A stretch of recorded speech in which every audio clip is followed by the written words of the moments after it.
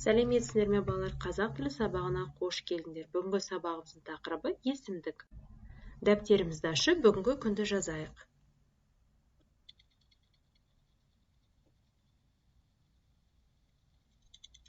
Жазып болсақ, назарымызды 54-ші бетте 32-ші жаттығуға аударайық. Өлеңді мәнерлеп оқы. Серікбай Оспановтың өлеңі. Құс емес бір айбарлы, көкек тіптік айдарлы. Ол жыл құсы. Көктемде қар кетіп, жер кепкенде жылы жақтан қайтады, өз атын тек айтады. Қарамен жазылған сөздерге сұрақ қой дейді. Көкек ол сөзіне сұрақ қойыңдаршы. Не деген сұрақ қойымыз? Назар аударыңдар, екі сөзге де бір сұрақ қойылып отыр. Ол қай сөз табын орнына жұмсалып тұр? Зат есім орнына жұмсалып тұр. Көкек балалар, ол өзінің жұмыртқаларын басқа құстардың ұясына салып кететін құс. Сонымен балалар, зат есім, сын есім, сан есімнің орнына жұмсалатын сөздерді есімдік дейміз. Жаңа өлеңде назар аударғандарындай, көкек деген сөзді екі рет қолданбаймыз, оның орнына ол есімдігін қолдандық. Есімдіктерге мен, сен, біз, сіз, ол, ешқашан, әрқайсы тағы да басқа сөздер жатады. Ереже дәптерімізге ережені жазып жаттап аламыз.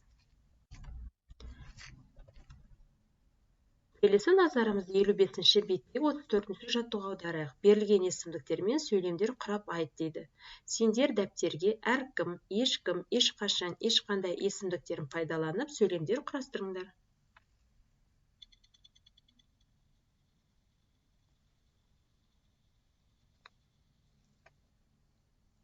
Құрастырып болдыңдар деп ойлаймын. Келесі шығармашылық үзіліске берейік. 35-ші жаттығу мәтінді мазмұндық жағынан ретке келтіріп жаз. Видеоны тоқтатып, дәптерімізге орындаймыз.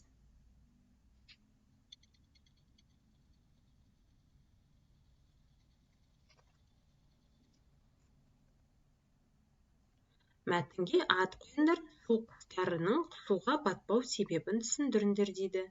Мәтінге қандай ат қойдыңдар? Ал ретін көтерейік. Әлемде алуан құстар бар, олардың біразын су құстары дейді. Себебі олар көбінесе суда өмір сүреді. Су құстары қаз, үйрек, шағала тағы басқалары. Олар суға батпайды. Олардың жүні, қауырсыны майлы болады. Сондықтан оларға су жұқпайды дейді. Сендер дұрыс жазыңдар деп ойлаймын. Үй тапсырмасы 55-ші беттегі 33-ші жаттығу. Ережені жаттаймыз. Назар салып тыңдағандарыңа рахмет. Үй тапсырмасы 54-ші беттегі 29-ші жаттығу. Ережені қайталаймыз. Назар салып тыңдағандарыңа рахмет.